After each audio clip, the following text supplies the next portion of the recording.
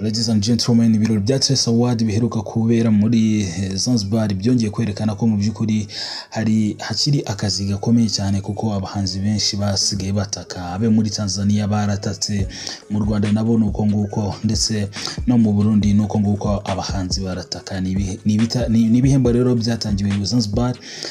byaranzwe n'udushya tugiye dutandukanye, ariko nanone nubwo habayeho gutaka, hari n'urwego nanone ibi bihembo byongeye kwerekana aho imyidagaduro nyarwanda igeze, yaba mu birebana n'ibikorwa remezo ndetse n'ibindi bigiye bitandukanye. Ni ibirori kandi umuntu yavuga ko mu by'ukuri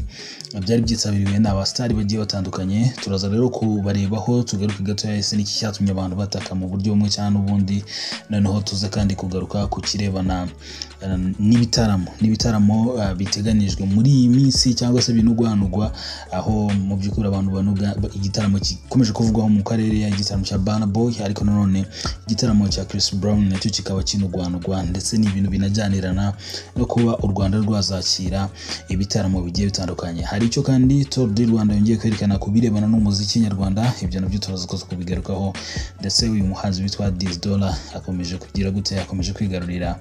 imitima ya benshi mu myidagaduro y'u Rwanda, mu myidagaduro muri rusange. So icyo umuntu ababwira rero nuko mu by'ukuri utari wakanda subscribe ngo tujye tubana umunsi ku wundi, make sure ko wakanze subscribe, mujye mushyiraho na comment, mukore share kandi na like kugira ngo tujye tubana umunsi ku wundi. Rero tutabatindiye, twatangiye tuvuga tuti ibi bihembo biheruka gutangirwa muri Zanzibar, hari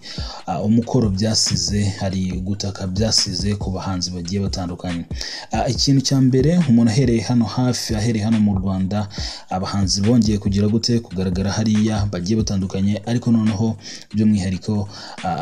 Bruce Melody yongera kugaruka kuba itangazamakuru nyarwanda, itangazamakuru ryo mu Rwanda rikomeje rigifite akazi gakomeye cyane, kugira ngo mu by'ukuri abahanzi ibyo bakora umunsi ku wundi bibashe kuba byanacuruzwa ku isoko mpuzamahanga. Bruce Melody yaravugaga ati ni gute duheruka kwakira, mu by'ukuri yasaga n'uvuga ati ni gute duheruka kwakira ibihembo muri 2023 bya Trace Award,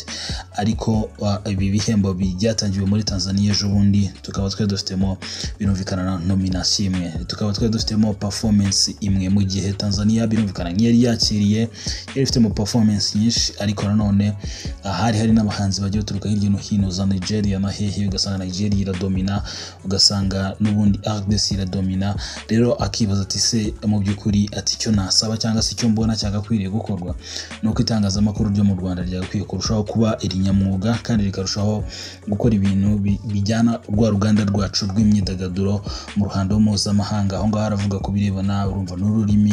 n'ibindi bigiye bitandukanye. Ni Bruce Melody rero uheruka kuririzinga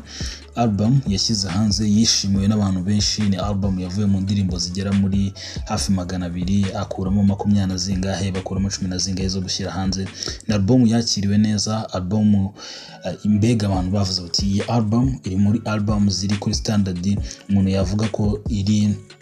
mpuzamahanga. Rero uyu muhanzi nawe akomeje kuvuga ati mu by'ukuri ntago byumvikana, ati itangazamakuru ryacu riracyafite akazi kenshi ko kugira ngo ribashe kuba ryamenyekanisha ibyo dukora, yuko tubikora kinyamwuga, ibyo dukora ko tubikora neza, bamenyekanisha ibyo dufite, ibyo dushoboye nk'abahanzi. Ati naho ubundi twebwe dukomeje gukora iyo bwabaga. Ibi rero Bruce Melody yabivugaga, urumva no gutaka, avuga ati ni gute Trace Award yabera hano hafi, yabera mu burasirazuba, twebwe ntitubashe kuba twabonamo mbega izo nomination ndetse na performance tubakoze, ugasanga mu by'ukuri itabashije kuba nyine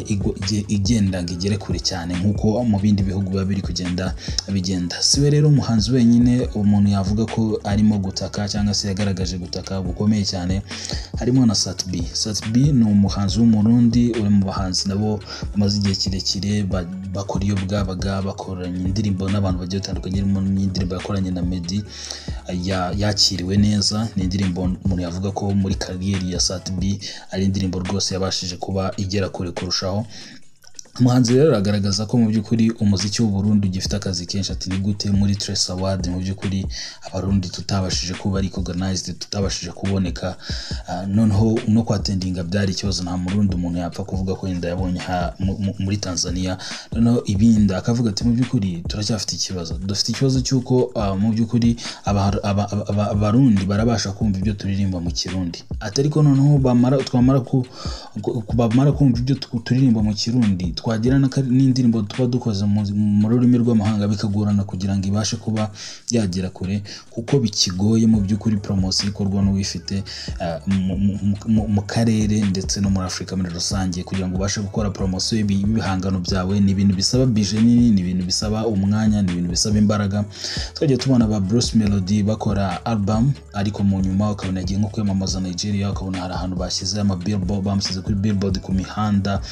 mbega ukabona ari ibintu bishorwamo amafaranga. Satubi rero akavuga ati mu by'ukuri turacyafite urugendo rukomeye nk'abarundi kugira ngo dukore umuziki mwiza abarundi bawukunde, ariko noneho turacyanafite n'urugendo rurerure kugira ngo noneho nawa muziki twakoze utari mu Kirundi, kuko Ikirundi ari cyo abantu babasha kumva. Ati iyo dukoze umuziki utari mu Kirundi abarundi ntibawumva, iyo dukoze umuziki uri mu Kirundi abarundi barawumva, ariko hanze ntituribuze kuza kubasha kugera. Ati mu by'ukuri ibyo byose biraducalenginga, ariko noneho ikintu kiducalenginga kurushaho no gupromotinga bya bihangano tuba dushaka kugira ngo bigere ku ruhando mpuzamahanga. Aba bose rero barira bavuga bati mu by'ukuri ibyo turi gukora n'iki Bruce Melody Diamond, ati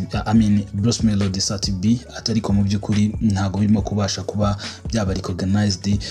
ku isoko ry'umuziki cyangwa se ku isoko ry'imyidagaduro, ku isoko ry'ubuhanzi. Ariko ku rundi ruhande Diamond noneho nawe hari uburyo arimo abonamo ibintu, arimo arira, arimo avuga ati mu by'ukuri ibi ni iki. Mu by'ukuri icyo umuntu yavuga ko intambara yo kuvuga ngo abantu bubakirwa arena, yo kuvuga ngo abantu bubakirwa arena mu karere ikomeje kuba intambara ikomeye cyane. Na arena imwe dufite mu karere k'ibiyaga bigari. Iyi arena rero ikaba ikomeje kuvugisha benshi barimo na Diamond ku nshuro yiwe ya kenshi yongeye gusaba Mama Suluhu Samia, perezida wa Repubulika ya Tanzania, ati mu by'ukuri mwihangane mutwubakire arena, ati tujye twakira ibitaramo nk'ibi ngibi, twakira ibirori nk'ibi ngibi bya Trace Award, kuko Trace Award yaranzwe n'akavuyo gakomeye cyane, ibintu byari disorganize, ariko by'umwihariko place cyangwa se ahantu venue ibintu byabereye hari hateje noneho ikibazo gikomeye kurushaho, kubera ko hari umuyaga watwaraga ibyari byateguwe byose bikagenda bigwa. Stage yubatswe inshuro zirenga imwe, ndetse ibintu nyine byari disorganized kubera ko inyubako idahari. Icyo rero by'ukuri nicyo umuntu yavuga ko Diamond yahereye avuga ati dufite umuziki mwiza, turimo turanagerageza kugera mu ruhando mpuzamahanga, atari ko dukeneye noneho n'ibikorwa remezo bijyana n'ibyo turimo gukora. Ati dukeneye arena, yabivuga mu buryo bweruye, ati dukeneye arena, kuko yaramaze kubona ko mu by'ukuri ibibereye muri Tanzania bitabashije kuba bigira gute, bitabashije kuba atari ibirori byagenze neza nk'uko ibyari byabanje byabereye mu Rwanda byabashije kuba bigenda neza. Abo rero n'abahanzi bakomeje gutaka mu ngingo zigiye zitandukanye bitewe n'ibihembo, kandi nanone bishamikiye kuri ibihembo bya Trace Award, ariko buri wese agata kuko bijyanye naho ari. Rero nanone ariko ku rundi ruhande umuntu yavuga ko ari yakuru ni umukinnyi wa filme, ariko nanone akaba na rwiyemezamirimo ukomeje gutera intambwe mu birebana no kwinjira ku isoko ndetse no kwinjirira abantu mu buryo bumwe cyangwa ubundi. Umugore rero ejo bundi wagaragaye aciringa n'abahanzi bakomeye, mbega aganira n'abahanzi bakomeye barimo ba Diamond, barimo kandi n'abandi bagiye batandukanye. Umuntu yavuga nka Diamond, akavuga n'abandi bagiye batandukanye yagaragaye ari kumwe nabo. Mu by'ukuri ibintu umuntu yavuga ko ari intambwe ikomeye, kandi intambwe igaragaza ko mu by'ukuri imyidagaduro y'u Rwanda ikomeje kugenda itera imbere umunsi ku wundi. So igihari rero nanone siwe yagaragaye ari kumwe na Diamond, ni ifoto umuntu yavuga ko mu bari n'abategarugori ba hano mu Rwanda yaba wenda ibaye nk'iya gatatu nyuma y'abarimo Shadbo, Mutesi Jolly nawe ni umwe mu bakobwa bakomeje kugaragaza ko bafite imbaraga zikomeye cyane mu byo bakora umunsi ku wundi, kandi ukomeje kugaruka mu by'ukuri nkuru z'imyidagaduro guhera muri 2016 ku by'umwihariko muri iyi minsi noneho bwavugwa na Motesi avugwa na Rugumi ni umucuruzi w'imbunda no muherwe hariya muri Tanzania nabyo byatumye yongera gusubira kuri Spotlight. Umugore rero umuntu yavuga ko mu myidagaduro bahagaze neza kandi no ku isoko muri rusange mpuzamahanga bahagaze neza, harimo nka Mutesi Jolly yagaragaye ariko kugaragara yagiye kuri umupira wa Arsenal kuri stade, agaragara rwose aganira avuga ku Rwanda. Kateba Shabe nawe n'undi mukobwa cyangwa se n'abari mu bari n'abategarugori muri rusange umuntu yavuga ko bahagaze neza mu myidagaduro, bakomeje gurepresentinga neza a country cyangwa se a flag of Rwanda mu ruhando mpuzamahanga mu birebana n'imyidagaduro. Ku rundi ruhande rero tugarutse gatoya twagaruka ku makuru yatangiye gucicikana gucaracara yuko Chris Brown bishoboka ko yaza gutaramira muri Global Citizen. Ntabwo byaba ari ibintu bitunguranye cyane, ariko noneho abantu bakomeje kwibaza bati se mu by'ukuri uyu mugabo naza gutaramira mu Rwanda azataramira hagana hehe? Aribyo bivuga ko ashobora kuzataramira muri Stade Amahoro kubera ko no mugabo wagiye ukorera ibitaramo hirya no hino ku isi bikitabirwa n'abantu benshi, ariko by'umwihariko muri Afrika afite fan base iri ku rwego rwo hejuru ku buryo kuba wamuzana ukamushyira muri BK Arena byaba ari uburyo bwo ku umuntu yavuga ko abantu batakwishimira. Wasanga abantu ari benshi hariya hanze bitandukanye na ba John Legend aheruka mu Rwanda, ni umudejanderi ukomeye cyane ndetse wahorashije kuprovinga ko mu by'ukuri umuziki urenga imbibi, ndetse anabivuga neza bisobanura neza ati niba hari ikintu runaka kitari kumvikana muri politique ati ntabwo numva ko ibihano byagakwiye kuba bihabwa abanyarwanda kuko politique igira ibisubizo byayo. Rero mu by'ukuri ni mu cyumuntu yarari kuvuga ati ni Chris Brown ugomba kuzaza gutaramira, ushobora kuza gutaramira mu Rwanda mu bitaramo bizaza imbere, ndetse hari n'abandi bari mu ba Beyonce ba Jay-Z umuntu ashobora kuba yakexpectinga. Amakuru menshi hari nuko Chris Brown nyuma y'igihe kirekire abantu bamugerageza bishoboka ko yazaza mu Rwanda. Ni Chris Brown rero wishyuza amafaranga menshi agera hafi muri miliyari arenga miliyari y'amanyarwanda, ndetse akagira n'ibindi bintu agenda asaba birumvikana nka ba Burna Boy nawe rero yishije miliyoni y'idolari, ni miliyoni imwe n'ibice miliyoni imwe miliyoni 400 miliyari imwe na miliyoni 400, ariko mu by'ukuri anongeraho n'ibindi aravuga ati muranzanira crew yanjye y'abantu bancurangira bakanandirimbira bagera muri 45, munzanira aba sound engineer n'abandi bantu ba makeup artist n'abandi bagize bate bajya muri 15 na manager wanjye, munshakire hotel inyenyeri 5, munshakire ibi n'ibi birimo no kuza muri private jet ari hafi ari nkaho ari we wenyine, kuko abari kumwe n'abantu nk'abake abandi bose bagenda bategerwa. Wareba ugasanga budget yo gutumira Burna Boy irahagarara muri miliyari zingahe, muri miliyari zigera nko muri 3 kubera abo bantu bose aba yazanye, iyo team aba yazanye akishyurwa fees ya miliyari, akagira ibindi bintu exagera, ugashyiraho sound system abasaba ko ibimeze n'ibindi usanga bifasha muri miliyari zingahe, ku buryo bigoye kuba udafite nka miliyoni wenda 10 z'idolari cyangwa se wenda 7 z'idolari, bigoye kuba wahagurutse umuhanzi nka Chris Brown cyangwa wahagurutse umuhanzi nka Burna Boy, kubera ko ibyo baba basaba biba ari byinshi binakenera n'abakozi benshi. Twize gukomoza ku kijyanye no gutaka twibagirwa kuvuga gatoya ubwo tuje kuri bino bya Global Citizen, twibuka ko mu batatse harimo nk'uyu muhanzikazi witwa Azawi wo muri Uganda, nawe bavuze ati mu by'ukuri mu tubabarira natwe hano muri Uganda dukeneye iyi BK Arena rero ikomeje kuba BK Arena mu karere k'ibiyaga bigari, ikomeje gushyira igitutu ku bayobozi bagiye batandukanye hirya no hino. Ikindi rero umuntu yagaruka kuri ibi bitaramo birimo guherekeza Tour du Rwanda, ibitaramo byongeye kugaragaza challenge ikomeye cyane yo kuba abahanzi, urajya kubona umuhanzi akoze indirimbo yuje miliyoni kuri YouTube, ukabona akoze indirimbo kuri Spotify abantu barayumva n'iki, ariko yagera mu turere hirya aho ngaho ukabona byamucanze kubera ko abantu ntago bazi indirimbo ziwe. Aribyo byongeye kuzamura ikintu cyo kwibaza ati se hakorwa iki kugira ngo noneho babahanzi bo muri Kigali, abahanzi muri rusange kandi bajye banagerageza banasimbukira no mu bice bigiye bitandukanye by'igihugu, bajye kugira gute kwamamaza ibikorwa byabo, kuko hari aho bagera ugasanga ntibabazi. Mu minsi yatambutse hari umunyamakuru wigeze gutangaza avuga ati mu by'ukuri hari nk'abantu ujya nakiranga ho mu ntara ugasanga nta muntu n'umwe uzi indirimbo zabo kandi muri Kigali baramaze kugira gute kugafata. Ubwo rero iyi Tour du Rwanda yongeye kwerekana ko hakiri umukoro munini cyane wo kumenyekanisha ibikorwa ndetse no mu bice by'uturere two hirya no hino, kuko anytime wakenera kuba wajyayo cyangwa se niyo fan base urayikeneye, ukeneye ko bagukunda, bakaba bazajya banafata n'umwanzuro wo kuvuga ati ngewe kubera ko nabonye numvise runaka aza hano kuri RSM Musanze, namwumvise kuri RSM Rubavu, namwumvise kuri RSM Huye, namwumvise kuri RSM Nyagatare, ati kuba naramwumvise umunsi yakoze launch album nzajya i Kigali kuyireba, cyangwa se wenda yaba yanayikoreye ni Musanze akagira niyo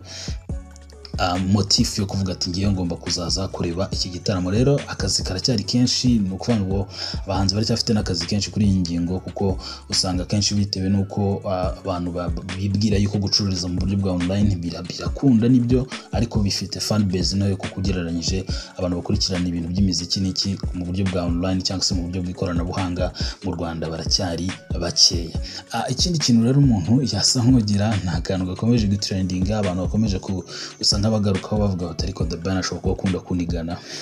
Ubwo bikaba bihera kuri video yiwe aheruka kugaragara ari kumwe na Element, noneho barimo bafata ka video gutya The Ben birangira asimbutse abafashe mu ijosi mu buryo nyine ubona butari bizarre, ariko uburyo nyine bwo gukina, ariko none abaramunize mu buryo bumwe cyane ubundi. So mu nyuma rero hahise bongera begeranya utundi video tugiye dutandukanye, harimo nk'aka video ka The Ben n'ubundi nabwafashe mu ijosi umunyamakuru witwa DC Crema,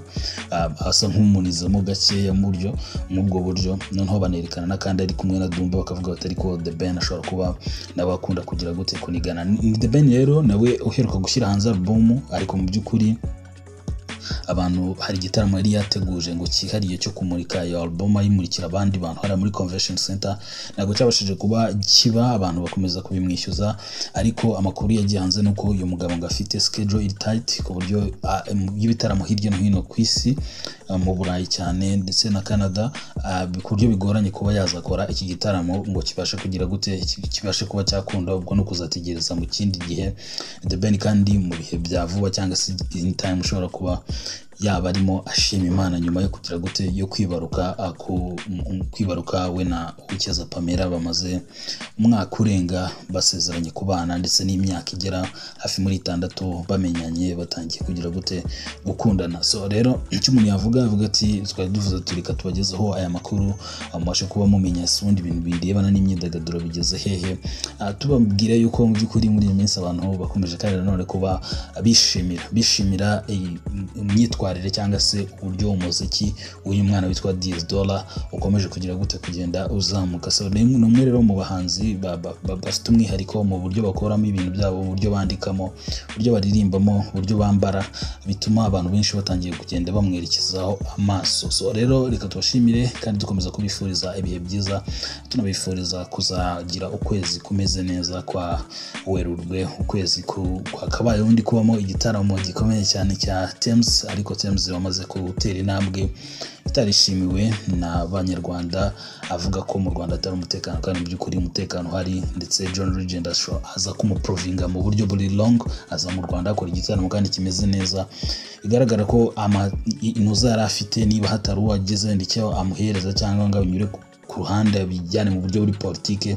yaba yarabaze imibare mibi muri rusange. Rero yagomba gukora igitaramo mu Rwanda kijyana na album yiwe aheruka gushyira hanze Thames, ariko ntago byabashije kugira gute kuba bikunda, nk'uko yabigaragaje mu butumwa agaragaza ko bishingiye ku makimbirane ari hagati y'u Rwanda na DRC,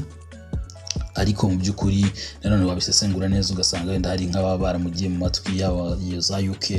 Ubwongereza aho yakuriye ndetse na South Africa we yagiye akurira mu buryo bumwe cyane ubundi, bakamushyiraho igitutu akavuga ati ntago nshobora kuba nagira n'umunyafrika. Abanyafrika bakunda kugira ibintu by'ubwoba cyangwa se batamfata uku, ariko ejo bundi rwose John Legend yaprovinze ko ibintu byose birashoboka. John Legend waje mu Rwanda akora igitaramo cyiza cyitabiriwe n'abarenga 8,000 bari muri BK Arena kandi cyishyujwe amafaranga menshi. So mu nyuma rero aza kuza kugira gute, aza kuza amaze gukora igitaramo kiwe anasura urwibutso rwa jenoside yakorewe abatutsi, avuga ko rwose ibyo yabonye ari ibintu mu by'ukuri bitakabaye biba mu mateka y'ikiremwa muntu, aravuga yihanganisha kandi akomeza gukomeza abanyarwanda. John Legend rero wagaragaje ibintu byiza muri rusange. So rero tubashimire kandi dukomeza kubifuriza kugira ibihe byiza. Niba utari wakora subscribe kandi subscribe, tujye tubana umunsi ku wundi. Turabashimiye.